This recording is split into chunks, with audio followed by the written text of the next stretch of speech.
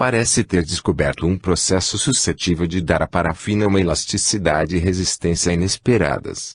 Em uma conversa que tive com ele, ele me disse que seu procedimento permitia que ele moldasse uma mão humana e removesse essa mão da luva de parafina como de uma luva de borracha. Em qualquer caso, e apesar dos meus pedidos, recusou-se a dar-me indicações concretas sobre este método e não consentiu em fazer a demonstração prática perante mim. A maior reserva é, portanto, imposta a esse respeito, e eu sou totalmente cético, porque o suposto procedimento exigiria que a parafina tivesse propriedades contraditórias. Em qualquer caso, suponhamos demonstrada a eficácia desse procedimento e perguntemo-nos quais são suas consequências do ponto de vista metapsíquico.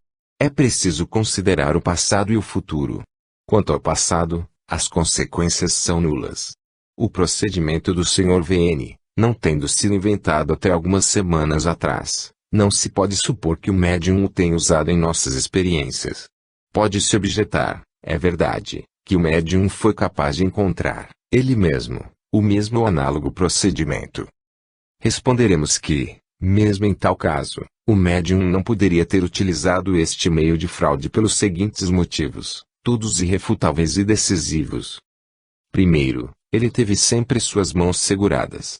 Pois bem, o procedimento do Sr. VN requer o uso livre das duas mãos e até a ajuda de outra pessoa. Segundo, várias vezes temos obtido em nossas sessões moldes de mãos de crianças. Agora, não havia criança alguma entre nós.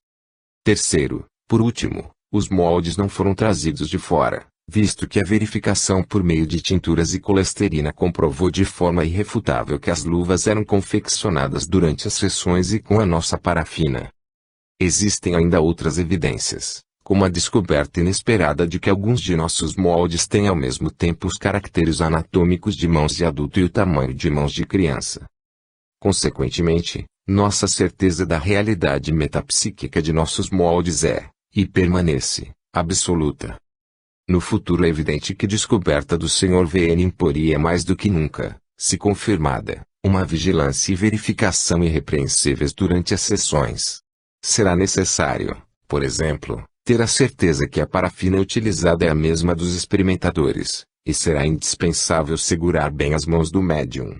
Com uma vigilância como a empregada por nós no IMI, nenhum procedimento de fraude pode ser usado. 11. Exame pericial dos moldes. Dissemos que nossos moldes traziam em si a prova de sua origem metapsíquica. Nossas afirmações estão verificadas pelo Sr. Charles Gabrieli, um dos primeiros artistas em moldagem de Paris, e por alguns de seus mais ilustres colegas. Sua opinião é concludente. Este é o relatório documentado desses senhores, o abaixo assinado, Charles Gabrieli, especialista em fundição, na rua de Cherouet, número 6, atesta ter examinado alguns moldes de parafina, vazados em gesso, que foram entregues para esse fim pelo Dr. Gelei, diretor do Instituto Metapsíquico Internacional. Após um rápido exame no laboratório do Dr. Gelei, trouxemos essas peças para nossa oficina para um estudo cuidadoso. Chamaram imediatamente nossa atenção as 3 observações a seguir.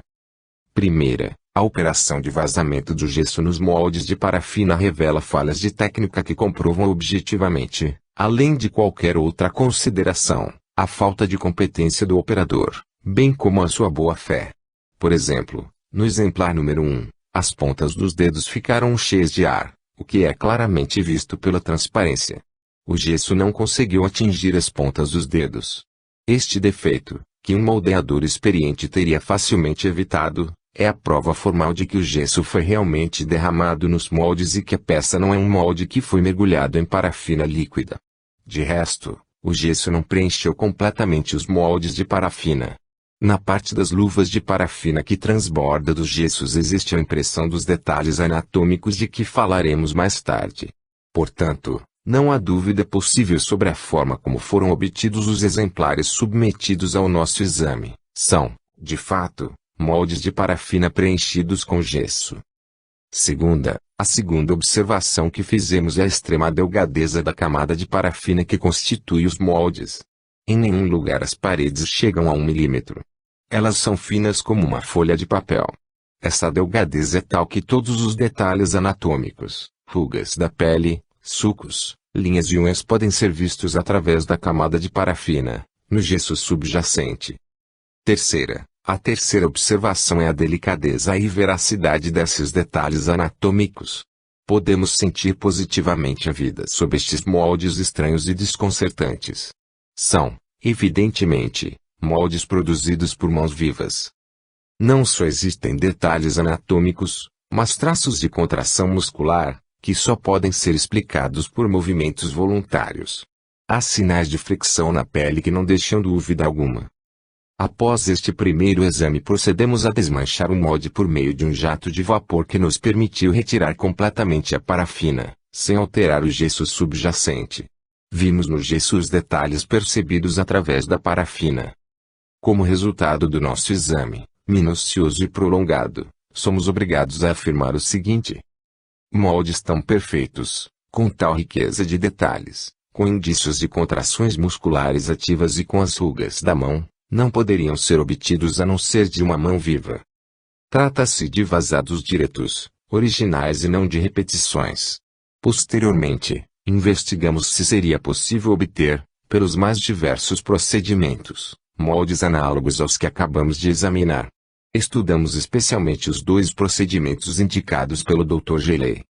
Primeiro, o procedimento de retirar o molde por meio de um corte na luva de parafina e união das bordas, após retirar a mão utilizada para a operação, não foi, com toda certeza, utilizado para fazer os moldes que estamos analisando. De fato, não encontramos marcas de solda, riscos ou qualquer das deformações que são inevitáveis com este procedimento. Não há soldagens nas luvas que o Dr. Geley nos entregou. Existem aqui e ali rasgaduras ou afundamentos das luvas devido à sua extrema fragilidade, mas não há nada que se pareça com uma cola ou que possa ser tomado como tal. A operação de remover uma mão viva da luva não poderia ter sido realizada com luvas tão finas. Elas teriam sido infalivelmente quebradas à menor tentativa. Isso pode ser verificado facilmente por todo o mundo. A saída de uma mão viva de moldes de parafina com espessura inferior a 1 milímetro é uma impossibilidade. Mesmo com moldes mais grossos, tirar deles uma mão viva para fazer alguns dos moldes que examinamos, ainda que fossem seccionados na base, teria sido impossível. Segundo, o outro procedimento indicado pelo Dr. Geley na review consiste na utilização de uma mão de substância fusível e solúvel, açúcar, gelatina ou qualquer outra. A referida mão seria imersa em um banho de parafina, então, dissolvida em um recipiente com água fria, permitiria a obtenção de um molde de parafina completo, sem juntas e com a delgadeza desejada. O procedimento é muito engenhoso, mas, em nossa opinião, não foi utilizado para fazer os moldes que nos foram entregues pelo motivo acima exposto. Uma reprodução do molde não ofereceria os mesmos finos detalhes que um vazado direto. As finas impressões desaparecem inevitavelmente nas reproduções. Um artista especialista nunca confundirá um vazado direto com uma reprodução. Em nossa opinião, formal e sem reserva, os exemplares que estudamos são, repetimos, moldes de mãos vivas. Nós nos perguntamos se, em rigor, poderiam ter sido usadas mãos de cadáveres. E respondemos com uma negativa. Os traços de contração muscular provam que eram mãos vivas. De resto, teria sido impossível obter, de mãos de cadáveres, moldes como estes, qualquer que fosse o artifício utilizado. Temos feito inúmeras tentativas para produzir artificialmente, pelos mais diversos meios, luvas semelhantes às que nos foram submetidas a exame. Essas tentativas falharam completamente. Afirmamos que é impossível para nós compreender como foram obtidos os moldes de parafina do Dr. Geley. Para nós é um mistério. Assinado, C. Gabrieli, pai. Gabrieli Victor, filho. Nós, abaixo assinados, declaramos ter examinado os documentos do Dr. Geley com o Sr. Charles Gabrieli, e nos associamos a todas as suas conclusões. Rafael Gabrieli, filho. Baretini, moldeador. Avenue de Saint-Ouen, 10. Guido Marcheli, artista moldeador. 12. Resumo das provas da autenticidade dos moldes metapsíquicos. Iremos nos contentar com recordar todas as evidências que pudemos apresentar da autenticidade dos moldes de membros materializados, tanto nas nossas experiências em Paris quanto nas de Varsóvia. Temos demonstrado que, mesmo sem contar com a vigilância do médium, segurado em suas duas mãos, toda fraude era impossível. Em efeito, primeiro, a hipótese de uma fraude por meio de um simulacro de borracha é inadmissível. Este procedimento não dá senão resultados grosseiros e ridículos, cuja origem é descoberta à primeira vista. Segundo, não é possível reproduzir luvas semelhantes às nossas por meio de vazado direto rígido. Os ensaios elementares o demonstram imediatamente. Terceiro, o procedimento de um vazado direto de substância fusível e solúvel, recoberta com uma camada de parafina durante a sessão e dissolvida em um recipiente com água fria, é incompatível com as condições em que operávamos. Não tínhamos vasilha com água fria. Quarto, a hipótese do uso de uma mão viva, do médium ou de um dos presentes, é inadmissível. Esse truque não pode ser usado por numerosas razões. As principais são as seguintes. A. Exige moldes muito grossos e fortes, enquanto os nossos são muito finos e frágeis. B. A posição intencional dos dedos em alguns dos nossos moldes teria impossibilitado a retirada de uma mão viva, qualquer que fosse a espessura das paredes e o artifício empregado. C. As dimensões destes moldes não têm semelhança, muitas vezes, com as mãos do médium ou das pessoas presentes. Obtivemos, tanto em Paris como em Varsóvia, moldes que, devido ao seu tamanho, parecem mãos de crianças, sendo assim que não havia criança alguma na sala. D. O exame antropométrico das impressões digitais prova que os moldes não provêm da mão do médium. Quinto, a hipótese de moldes fabricados fora da sessão e transportados pelo médium ou os acompanhantes é refutada pelo fato da verificação por meio de corantes e da substância química secretamente introduzida em nossa parafina. Sexto, por último, o relatório dos especialistas em moldagem é categórico e decisivo. Foi-nos objetado que os fenômenos não podem ser reproduzidos à vontade. Isso não é exato. Com um médium como Franekiklus é possível se obterem os fenômenos quase com toda certeza. Durante as sessões, pode ser solicitado o molde de um órgão deste ou daquele tamanho, forma e posição. Além disso, a experiência pode ser renovada. Vários de nossos moldes evidentemente representam a mão da mesma entidade. É um erro pretender que o mesmo fenômeno não pode ser obtido duas vezes seguidas na metapsíquica. O leitor de boa fé que leu capítulos sobre os moldes de membros materializados descobrirá que nossas experiências não têm medo de enfrentar uma discussão séria. 13. Materializações de rostos. Passemos agora às materializações de rostos. Em todas as sessões de sucesso, exceto na primeira, temos observado aparições de rostos humanos. Este fenômeno, assim como o fenômeno da moldagem de membros materializados, deixou-nos completamente satisfeitos. Nas condições de vigilância que descrevemos, feitas em nosso laboratório, fechado, sem qualquer conluio possível, o médium, imobilizado por sujeição de suas mãos, fraca iluminação de luz vermelha, temos por verdadeira autenticidade da formação de ectoplasmas representando todos os traços característicos do rosto humano. Eram rostos em tamanho real. Geralmente apareciam por trás do médium ou dos lados dele. Estavam situados acima da cabeça de Franek e dos experimentadores sentados. Pareciam ser os rostos visíveis de seres humanos em pé, cujos corpos eram invisíveis. Porém, várias vezes podemos ver, também materializados, o busto e as extremidades superiores. Como a visibilidade com a luz vermelha era muito fraca, esses seres, para melhor se deixarem ver, frequentemente pegavam um dos abajures depositados sobre a mesa, na frente do médium, e o aproximavam até o contato com seu rosto. Outras vezes, os rostos materializados, em vez de fazerem uso dos abajures, iluminavam-se com uma substância autoluminosa, principalmente por uma espécie de tecido fosforescente. Esse fenômeno lembrava de maneira surpreendente a bela gravura clássica do pintor James Tissot. Por último, com muita frequência, os rostos eram luminosos por si mesmos. Eram rostos vivos. Seu olhar, muito vivo, detinha-se, fixamente, nos experimentadores. Sua fisionomia, grave e tranquila, refletia a aparência de uma severa dignidade. Esses seres pareciam conscientes da importância de seu papel. Eis algumas de nossas observações analíticas. Terceira sessão, 12 de novembro de 1920. Esta sessão foi improvisada e teve um caráter íntimo de comprovação. Franek viera para me fazer o relato de sua vida. Eram 11 horas da noite e estava prestes a retirar-se quando de repente, movido por um daqueles impulsos tão frequentes nos médiuns, manifestou o desejo de fazer uma sessão. Pedi então à senhora G. e à senhora G., que tinham acompanhado o médium, que me ajudassem. A vigilância foi perfeita durante toda a sessão.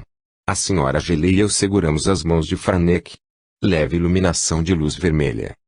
Forma-se a corrente, todos estão de mãos dadas. Algumas luzes aparecem ao redor do médium como nas sessões anteriores, porém mais volumosas. Existem também como que jatos de luz. Percebo contatos de mãos em meus braços e na minha cabeça, um véu roça meu rosto.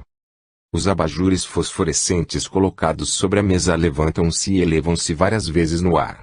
Eles chegam quase ao contato com os rostos, aparecem por trás do médium e iluminam-se vivamente. A mais clara dessas visões é a seguinte: elevado o abajur por uma mão invisível, ele é transportado atrás do médium, cerca de 0,50 metros. Acima de sua cabeça, um pouco à sua direita, ao meu lado. Eu vejo uma cabeça humana completa. Está recoberta com um tecido, espécie de véu ou turbante. É muito expressiva. Tem um nariz curvo, não tem barba, mas sim um pequeno bigode. Após alguns segundos desaparece e o abajur é jogado com bastante violência sobre a mesa. A sessão é interrompida devido ao cansaço do médium. Retoma-se após 20 minutos nas mesmas condições. Forma-se um rosto e ilumina-se com um abajur, à direita e acima do médium.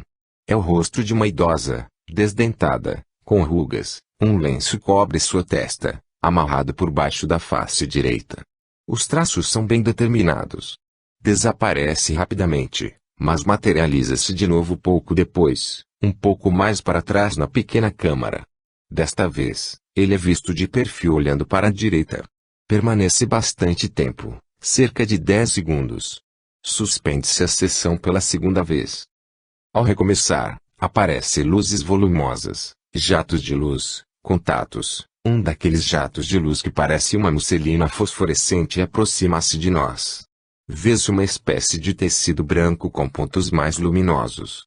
Este tecido luminoso aproxima-se de um rosto e o ilumina, ainda que muito pouco, para que se possam determinar as feições. Quarta sessão, 14 de novembro de 1920. De repente, um dos abajures ilumina um rosto perfeitamente formado. É a cabeça de um jovem, de grandes olhos negros e fino bigode. A entidade inclina-se. O abajur cai imediatamente. Sessão de 20 de novembro de 1920. Os abajures elevam-se, muito alto e por muito tempo. Chegam ao contato com rostos que iluminam bem. Esses rostos estão admiravelmente formados. Reconheço o rosto do jovem já mencionado. Sua cabeça tem o cabelo coberto por um véu, o bigode fino, o nariz curvo, os olhos negros e muito vivos. Logo após, a cabeça da idosa, desdentada, muito enrugada. Ela usa um véu na cabeça com um nó duplo na testa. Por último, uma cabeça, da qual só posso ver o occipício sob um véu. Ouve-se pronunciar a palavra Tomasz, pronúncia polonesa de Thomas, e a mesma palavra é repetida, com voz fraca, à direita e atrás do médium, ao lado do conde Júlio Potocki. Imediatamente ele percebe-se violento e afetuosamente tocado. Ouvem-se tapinhas dados com a mão espalmada em suas costas e ombros. O conde segurava a mão direita do médium e eu a mão esquerda. Em seguida, é soletrado por meio de batidas o nome Olesia, nome da falecida irmã do conde. Em último lugar, percebe-se repentinamente, ao lado da cabeça do conde, uma forma luminosa, iluminada por si mesma. Toda a cena anterior é impressionante. Eis o relato completo feito pelo próprio conde. Nós o publicamos tal como ele o envia, deixando, é claro, ao nosso colaborador, toda a responsabilidade pelos detalhes pessoais. Sessão de 20 de novembro de 1920. Terceira parte. O médium está sentado à mesa, fora da pequena câmara. O Dr. Gelei segura a mão esquerda do médium. Potocki segura a mão direita. Os assistentes formam a corrente. O médium entra rapidamente em transe, o que é percebido por sua respiração característica. Surgimento de luminosidades fosforescentes acima e ao lado do médium. Percebo contatos e noto que há alguém entre Franek e eu. À minha esquerda, as cortinas da pequena câmara começam a balançar e a inchar, como empurradas pelo vento. Percebo que alguém se envolve num véu, inclina-se para mim e pronuncia ao meu ouvido, muito claramente, a palavra Thomas, em polonês. Em seguida, soletra aquela palavra tipologicamente. Eu pergunto, é Thomas Potocki? Um primo por quem eu sentia muito afeto, falecido 8 anos antes. Recebo batidas bastante fortes e repetidas no ombro, para confirmar a resposta à minha pergunta. Agradeço a ele por ter vindo e pergunto se posso ser-lhe útil. Silêncio. Pergunto se ele vê no astral minha irmã, morta 3 anos antes. Resposta, sim. E no mesmo momento sinto uma mão de mulher pousar docemente na minha testa, fazendo o sinal da cruz rodeado por um círculo, como a minha irmã sempre fazia, quando vivia, ao se despedir de mim. Eu conhecia bem sua mão, levemente iluminada pela borda do abajur luminoso, colocado sobre a mesa à minha frente. Ela passa sua mão várias vezes diante dos meus olhos e tenho mais e mais a impressão de reconhecê-la. Ela aperta a minha mão, acaricia meu rosto. Não tenho a menor dúvida, é certamente a sua mão, cujo contato eu reconhecia. Logo em seguida, uma bola luminosa forma-se diante do meu rosto. Esta bola afasta-se, depois aproxima-se bem perto do meu rosto e percebo, com grande espanto e alegria, os traços perfeitamente identificáveis de minha irmã, que sorri para mim como sorria em vida. Ela me parece muito mais jovem, assim como era há 25 anos. Ela morreu aos 54 anos, a parte alta da cabeça está rodeada de véus tênues como nuvens. A aparição do rosto dura apenas alguns segundos. Tenho tempo para exclamar, é ela. Depois tudo desaparece. Sua mão ainda traça o sinal da cruz várias vezes na minha testa, um sonoro beijo, alguns tapinhas no rosto e toda a manifestação cessa. J. Potocki. Na sessão de 21 de dezembro, realizada, por exceção, na casa do Sr. Jules Roche, vi formarem-se sucessivamente 4 rostos bem visíveis. O mais definido era aquele bem conhecido da idosa, com um lenço cinza na cabeça. Ela está tranquila e grave. As feições são muito marcadas. Durante nossa estada em Viena, observamos rostos análogos, às vezes luminosos por si mesmos.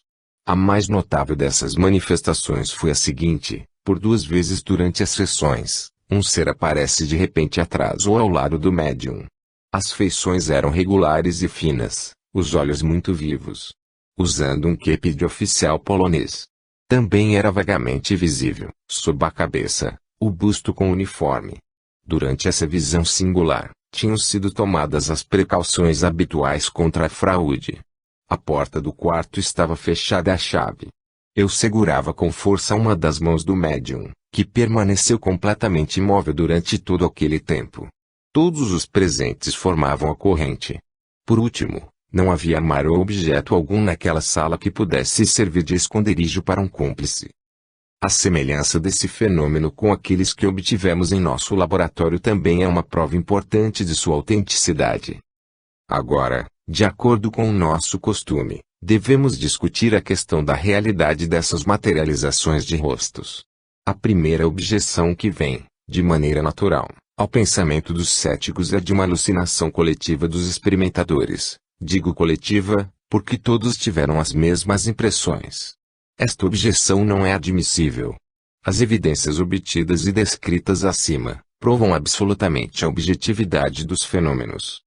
A hipótese de uma fraude, pelo contrário, deve ser seriamente discutida. Para simular materializações de rostos, existem apenas 3 procedimentos que podem ser usados pelo médium. A. Engano por meio de um cúmplice. B. Ilusão produzida nos presentes pelo próprio rosto do médium, mais ou menos desfigurado. C. Uso de máscaras manejadas com uma das mãos. A primeira hipótese fica totalmente eliminada pelas condições experimentais que estabelecíamos. Uma camarada em conluio com o médium não poderia entrar em nosso laboratório. A ilusão produzida nos presentes pela face do médium não é admissível. Sua vigilância não lhe permitia levantar-se ou inclinar-se muito para a direita ou para a esquerda. Aliás, repetimos que ele manteve constantemente a imobilidade absoluta. Sua cabeça repousou no meu ombro várias vezes e eu sentia seu contato enquanto olhava os rostos materializados acima de sua cabeça ou mais longe. Resta falar sobre o uso de máscaras. Porém, tal truque precisa de todo um aparato que o médium, agarrado pelas duas mãos, não teria sido capaz de manejar.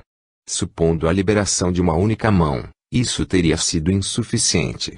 Quase sempre duas mãos teriam sido necessárias, uma, para segurar a máscara, a outra, para levantar e aproximar o abajur referida à máscara. Podemos, portanto, afirmar categoricamente, os rostos materializados não eram simulacros. Eram rostos vivos e inteligentes. Não era possível nos enganarmos. É sumamente lamentável que a enfermidade do médium tenha ocorrido no momento em que, já terminadas as nossas moldagens, íamos, de acordo com o nosso programa, começar a fotografar as aparições. Esperamos ter mais sorte no futuro. Quanto ao resto, publicaremos entretanto as fotografias obtidas com Kluski pela Sociedade de Estudos Psíquicos de Varsóvia. 14. Movimento de objetos sem contato e batidas. Se tivéssemos desejado estudar os movimentos sem contato de objetos e as batidas, essa classe de fenômenos teria sido obtida com a maior facilidade. Pelo contrário, temos evitado isso no possível, considerando de ordem inferior as materializações e desejando reservar para estas todo o poder do médium. No entanto, espontaneamente várias vezes, tem havido, malgrado nosso, batidas e movimentos sem contato. Eram batidas dadas às vezes longe do médium, ou deslocamento ruidoso de objetos, sempre fora do alcance de Franek, em ocasiões no lado oposto da sala. Na sessão de 15 de novembro, após a obtenção da moldagem de parafina de uma mão, observamos uma violenta manifestação de movimentos sem contato em condições de perfeita vigilância. Nesta sessão foi quando eu aproximei minha mão, que segurava uma das mãos do médium, a outra mão, vigiada pelo professor Richet, de modo que a mão do professor Richet, a minha e as duas mãos de Franek estavam em contato umas com as outras. De repente, vemos o recipiente de parafina e o aquecedor que o sustentava, pesando em conjunto 8,350 kg, erguidos no ar. Esses objetos são transportados delicadamente acima de nossas cabeças e colocados sem ruído no chão, atrás e à direita do médium. Um momento depois, deixam-se ouvir batidas numerosas, precisas, muito impressionantes. Ouvem-se na pequena câmara auxiliar, depois na própria sala, sobre uma mesinha afastada do médium, 1,50 metros, e separada dele por uma grande mesa retangular, sobre a qual tínhamos colocado a parafina. Essas batidas são rudes, violentas. Soletramos. É uma comunicação em polonês cuja tradução é: acordem o médium. Como essa ordem é ignorada, as batidas redobram com violência. Alguns anéis, um de ébano, outro de marfim, que estão sobre a mesa, saem projetados com muitíssima violência contra o chão, onde o anel de ébano parte-se em 2 pedaços. Depois as batidas repetem-se com insistência: acordem o médium, acordem-no. Tal é a violência que obedecemos com a relutância. Acendemos bruscamente a luz vermelha e o médium acorda. No dia seguinte soubemos que a hora para esta demonstração era a mesma que o médium havia comprometido para um encontro com um amigo chegado de Varsóvia. As exigências, acordem-no, parecem ter sido destinadas a impedir que ele faltasse ao compromisso. Trata-se, sem dúvida, uma espécie de reflexo psíquico subconsciente. Na sessão de 21 de dezembro, os fenômenos dos movimentos sem contato foram muito acentuados. Houve 2 levitações completas da mesa. Uma poltrona que ficava a 2 metros da mesa e a 3 do médium, aproximou-se lentamente até o contato com os experimentadores. Uma pesada mesa de 4 pernas foi levantada e colocada sobre a mesa de experiências. Na sessão de 27 de dezembro, Fiz esta anotação. A cadeira do médium foi empurrada para trás várias vezes. A lâmpada vermelha com seu suporte, 10 kg, eleva-se de repente. O professor Richet exclama: "Você está vigiando bem a mão esquerda? A mais próxima da lâmpada." O conde Potocki responde: "Perfeitamente." A lâmpada, completamente levitada, pousa então suavemente no pavimento. 15. Materializações de formas animais. As materializações de formas animais não são incomuns com Franek. Nas atas das sessões da Sociedade de Estudos Psíquicos de Varsóvia, que depois publicamos, veremos citados especialmente uma grande ave de rapina aparecida em várias sessões e fotografada, depois, um ser estranho, uma espécie de intermédio entre o macaco e o homem.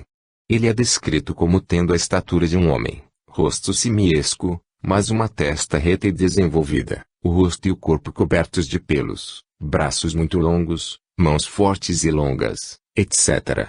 Ele parece estar sempre comovido, pega nas mãos dos presentes e lambe-as como um cachorro faria. Esse ser, que chamávamos de ptecantropo, manifestou-se várias vezes durante nossas sessões. Um de nós, na sessão de 20 de novembro de 1920, sentiu que a grande cabeça peluda apoiava-se pesadamente em seu ombro direito, contra sua face. Essa cabeça tinha cabelos grossos e ásperos. Desprendia-se dele um odor acre.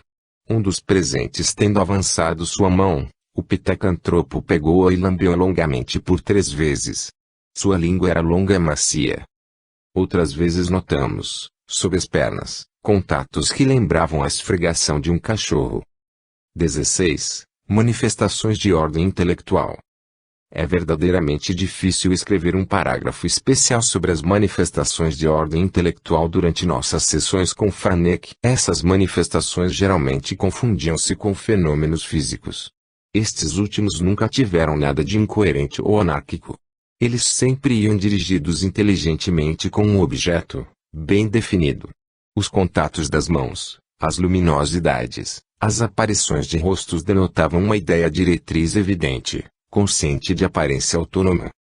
Os moldes precisam de uma verdadeira colaboração entre as entidades operantes, sejam elas quais forem, e nós.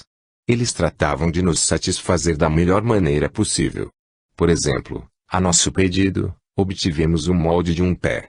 A pedido meu, obtive mais tarde, em Varsóvia, 2 modelos que compreendiam a mão e o antebraço até o cotovelo, moldes sem os defeitos anteriormente assinalados. As entidades não me pareceram de ordem intelectualmente superior. Como Crawford acha, eles me parecem ter a mentalidade e a ganância dos operários e nada mais. Fiz uma observação curiosa: todos os nossos moldes eram obra de certas entidades. Agora, as outras entidades pareciam estar tão interessadas quanto nós no resultado obtido. Eu vi um desses seres em Varsóvia pegar o abajur fosforescente, direcionar sua luz sobre as luvas e olhá-las longamente com curiosidade apaixonada.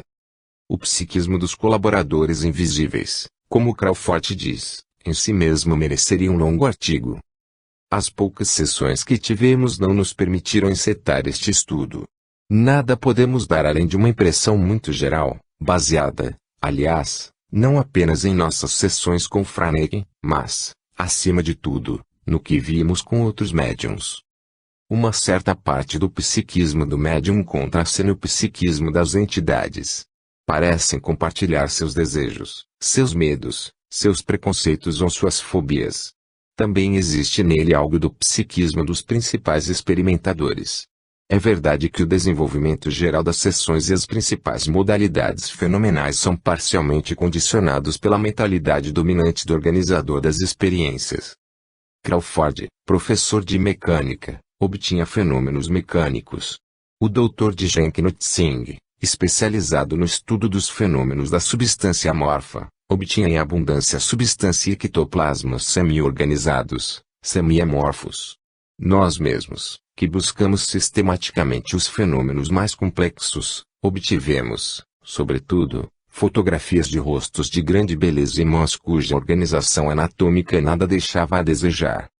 Mas se o psiquismo do médium e dos experimentadores representa um papel inegável, ele não é exclusivo, nem mesmo primordial. Segundo todas as aparências, a iniciativa dos fenômenos não provém de um nem dos outros.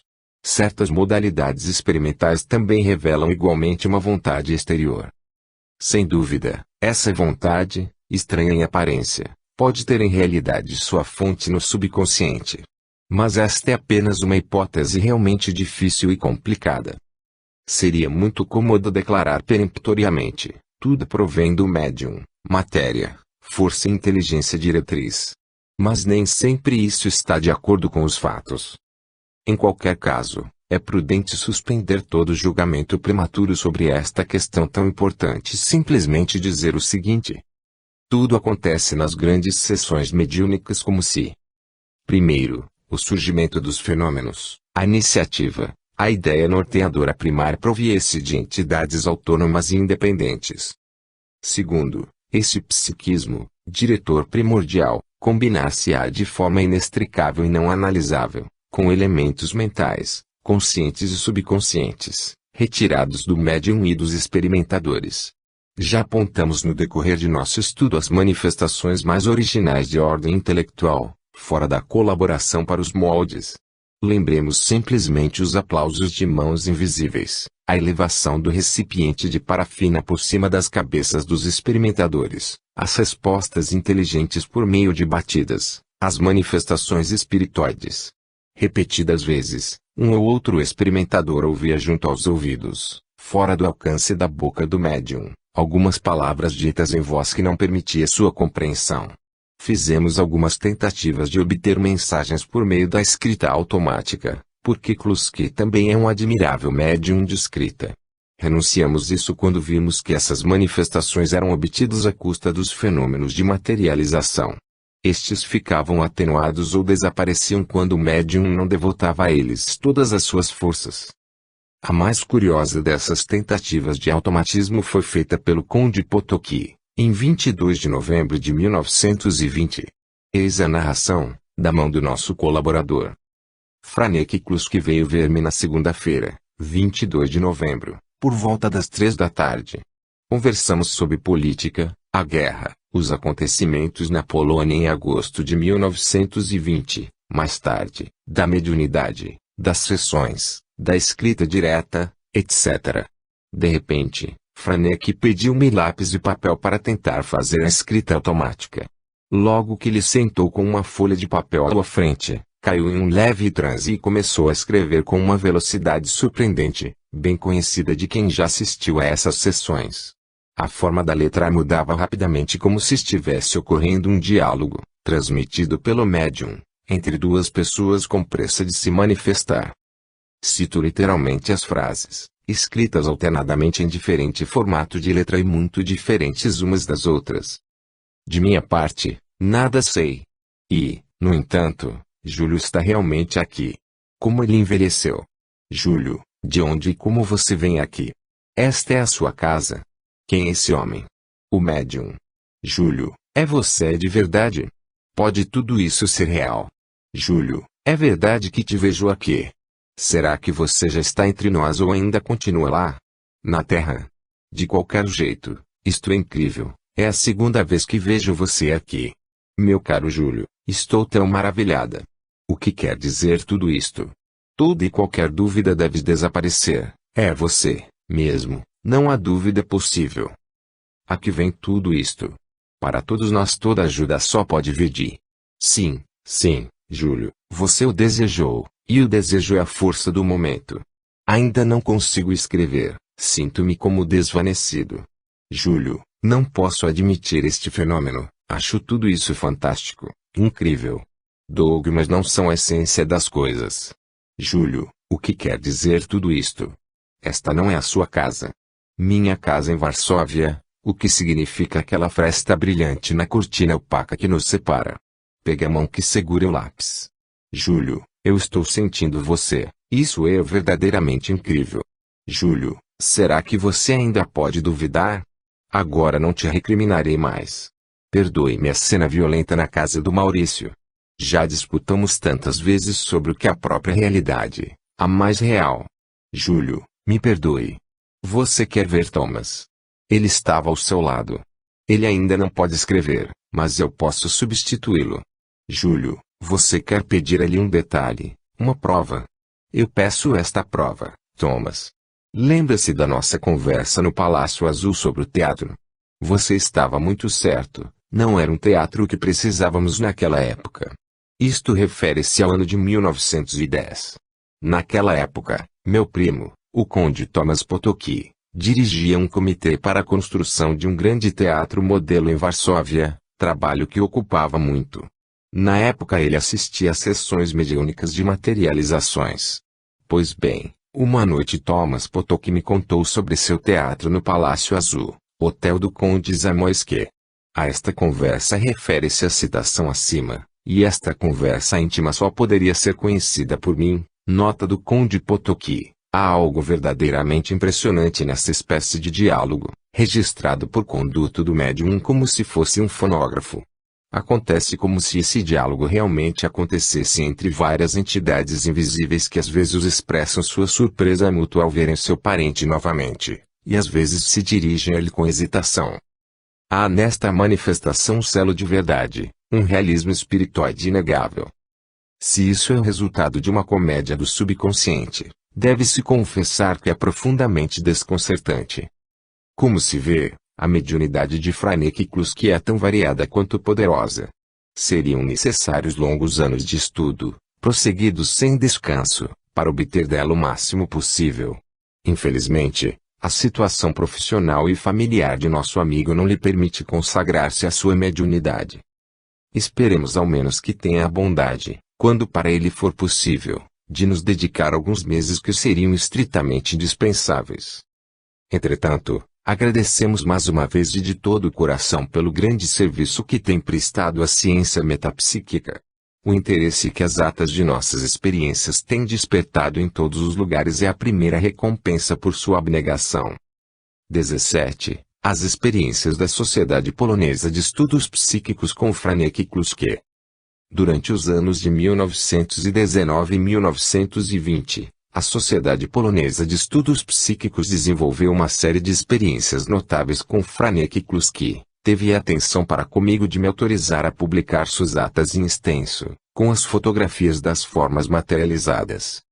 Não tendo tido qualquer intervenção direta ou indireta nestas sessões, devo, é claro, apresentar estas atas e fotografias apenas a título documental. Eu simplesmente desejo dar aos meus leitores uma ideia justa das diversas modalidades da mediunidade tão poderosa de Franek Kluski. Agradeço cordialmente à Sociedade Polonesa de Estudos Psíquicos, a Franek Kluski e ao Coronel Kolowicz, que presidia as sessões e redigiu as atas das sessões. Agradeço também ao meu amigo Conde J. Potocki, que teve a gentileza de cuidar da tradução.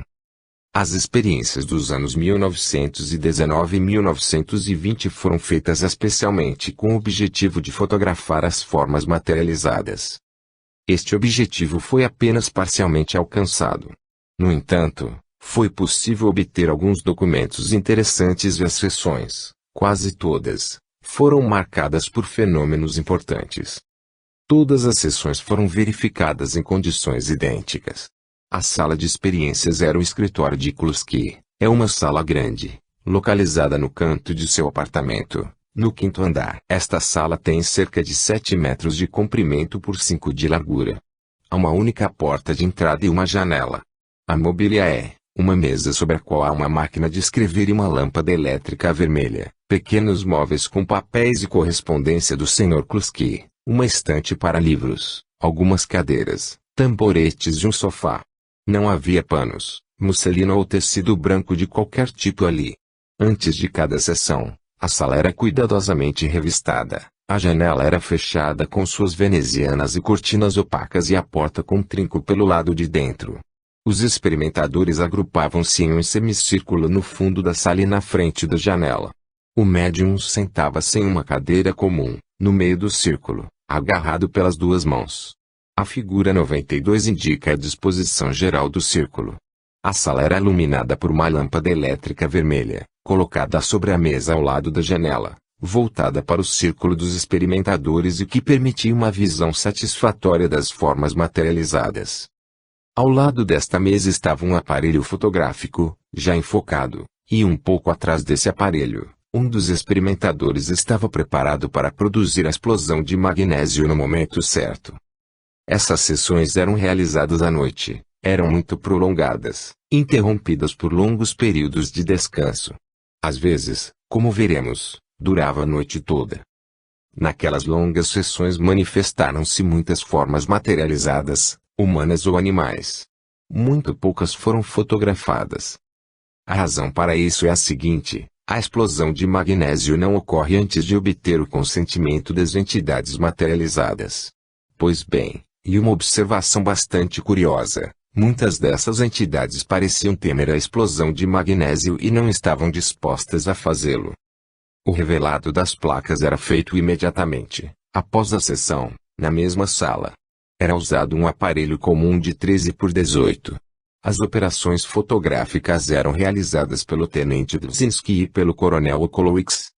Observação importante: o médium geralmente conservava consciência do que estava acontecendo, ele observava os fenômenos, mas devia manter uma passividade mental absoluta, sob pena de, por assim dizer, aspirar às formas e fazê-las entrar novamente nele.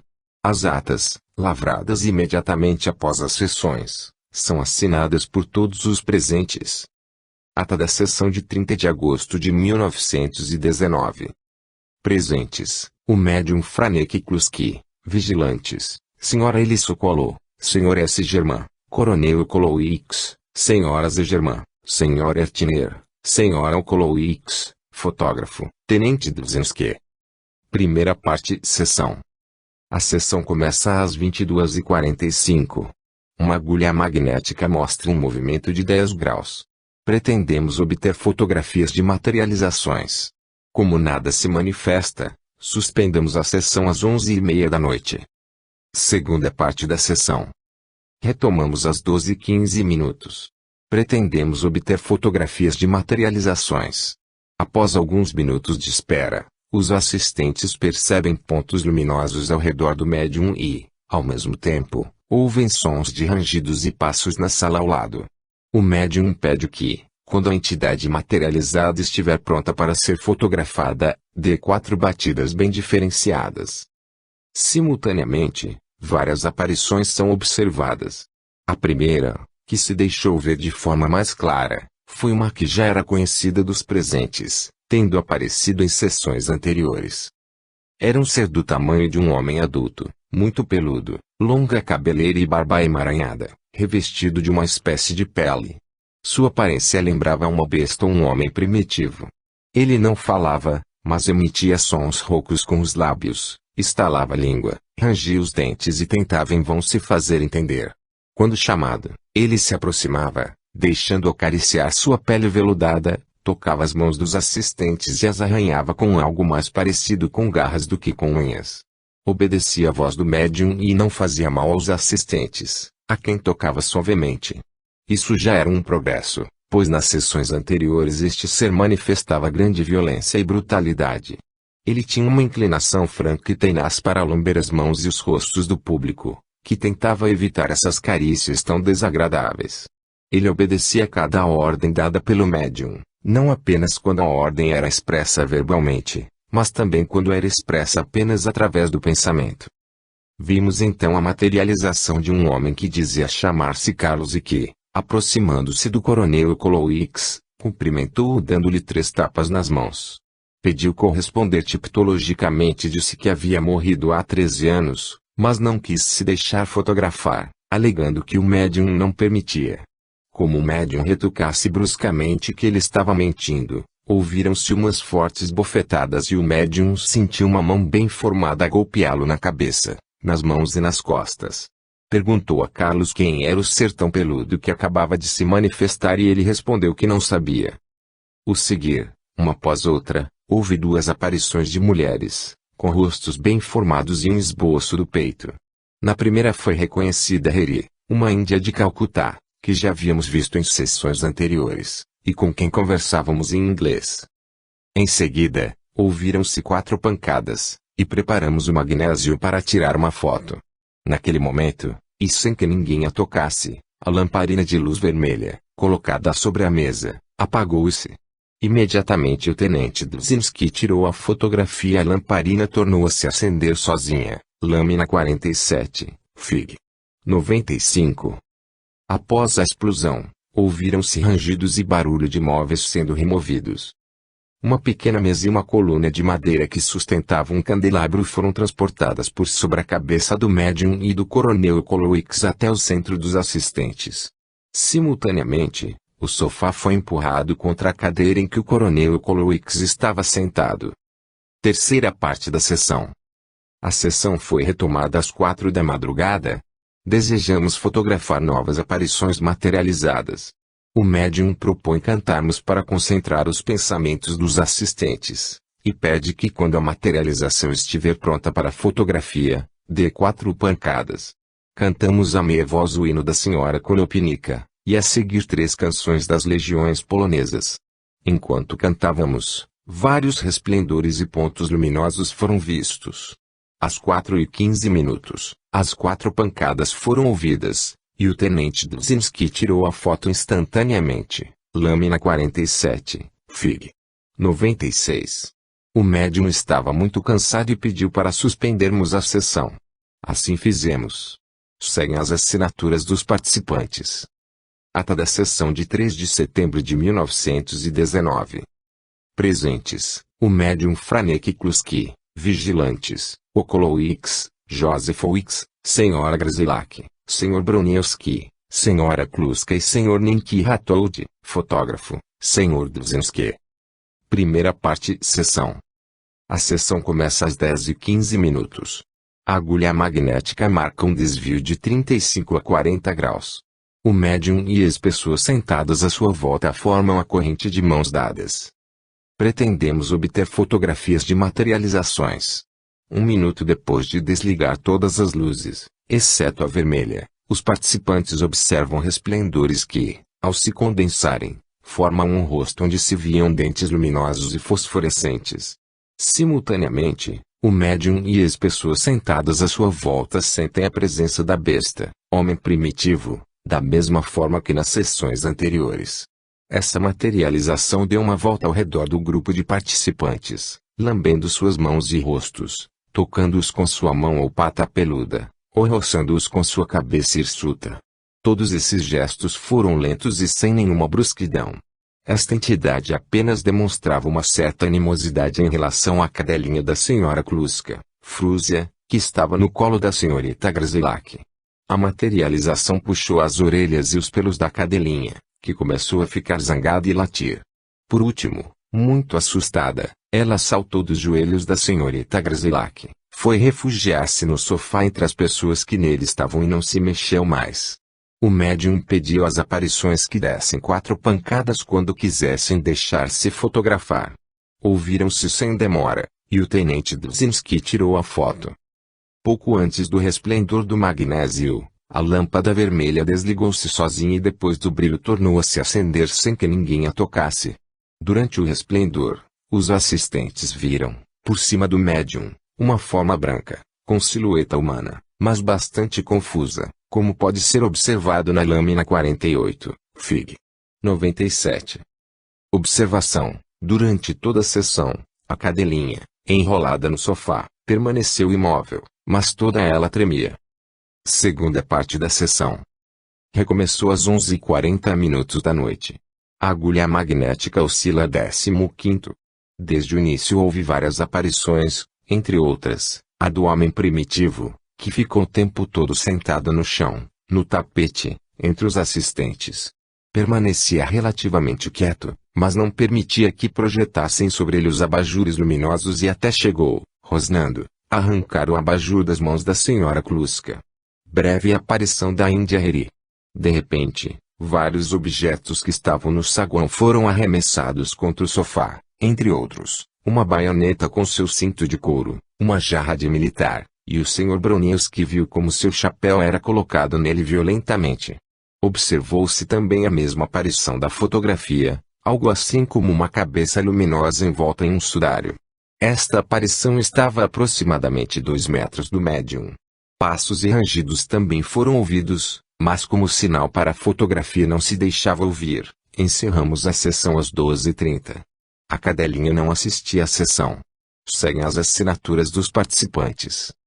Ata da sessão de 7 de dezembro de 1919.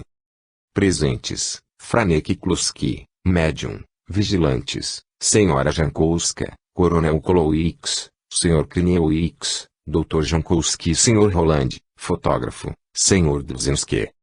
Primeira parte. Sessão.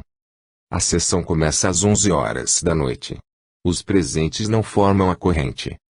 Após 3 minutos de espera, percebem-se umas luminosidades e a cadelinha da Sra. Kluska, que estava nos joelhos da Sra. Jankowska, mostra-se muito inquieta, salta ao chão e refugia-se em um canto da sala. Logo em seguida, o homem primitivo apareceu, mas não quis se deixar fotografar. Simultaneamente, vê-se o rosto de uma jovem muito iluminada e bem materializada. Às 11h20, uma ave muito grande, como a águia ou abutre, seção N. Indicador ordinal masculino. Bem materializada e iluminada, é vista acima da cabeça da Sra. Jankowska. Também se ouvem rangidos e barulho de passos. Às 11h40, ouve-se como diferentes objetos na sala são movidos violentamente e projetados no ar. Às 11h50 uma aparição produz por tipologia, muito clara e fortemente, as palavras Irkio e Sinakati. Depois vemos muitas luzes. Negativa total a se deixar fotografar. Segunda parte da sessão. A sessão recomeça às 12h25, à noite. Atrás do médium, sobre uma mesinha, são colocados alguns cimbalos e a máquina de escrever e uma cítara ao lado do aquecedor. O Sr. Roland canta em voz baixa, os cimbalos acompanhando a música são ouvidos, e a cítara bater no chão com violência várias vezes. Às 12h45 ouvem-se as 4 batidas, senha para fotografar, ocorre a explosão do magnésio e a sessão é encerrada.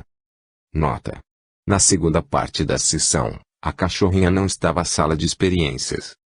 Seguem assinaturas. Ata da sessão de 14 de setembro de 1919.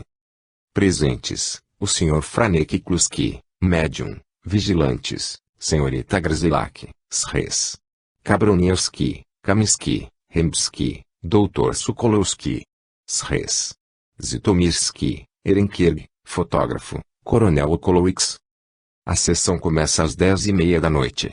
Os espectadores agrupam-se em torno de uma mesa e formam a corrente. As mãos do médium são seguradas pela Sra. Grzelak à esquerda e o Sr. Broniewski à direita. Existe o propósito de obter moldes na parafina, que está em um recipiente de metal no centro da mesa. Depois de desligar a luz, os presentes veem muitas luzes e nebulosas fosforescentes ao redor do médium. Ouvem-se ruídos e várias pessoas são tocadas por mãos bem formadas. Dr. Sokolowski pede que sejam moldadas em parafina. Especifica mais: moldes de mãos com dedos cruzados e molde de um pé. Logo ouvem-se ruídos na vasilha da parafina e logo depois, às 11 horas, a sessão é encerrada. 3 moldes foram obtidos, 2 mãos bastante grandes, uma delas com os dedos dobrados, e o molde de um pé de criança. Segunda parte da sessão. A sessão começa às 11h30 da noite. O Coronel Kolowicz é o responsável pela fotografia. Seguram as mãos do médium os experimentadores que estão a cada lado dele. Existe o propósito de fotografar as aparições materializadas. Quando ficamos na escuridão, luzes e formas luminosas são vistas ao redor do médium. Ouve-se o rosnado característico e ranger de dentes que denuncia o aparecimento do homem primitivo. Este ser caminha entre os circunstantes, esfrega-se com eles, lambe as mãos do Sr. Broniewski. Um abajur luminoso que a Sra. Grzelak tinha nos joelhos é brutalmente arrancado, lançado ao ar e flutua perto do teto por 2 minutos, com a superfície luminosa voltada para baixo, de modo que o fenômeno era bem visível e fácil de observar por qualquer pessoa. Aí esse mesmo abajur caiu sobre os joelhos da senhorita Grzelak como se quisesse retomar seu lugar. Ouviram-se as 4 pancadas, senha para fotografia, e o Coronel Kolowicz produziu a explosão de magnésio. Como as luzes continuavam, perguntamos se poderia ser obtida uma outra fotografia. Sendo a resposta negativa, a sessão foi encerrada às 12h30 e a fotografia foi imediatamente revelada. Lâmina 49, Fig. 98. Seguem as assinaturas. Ata da sessão de 23 de novembro de 1919. Pretendemos obter moldes de parafina e fotografar as aparições. A sessão começa às 11 horas da noite. Todos os presentes estão agrupados em volta de uma mesa.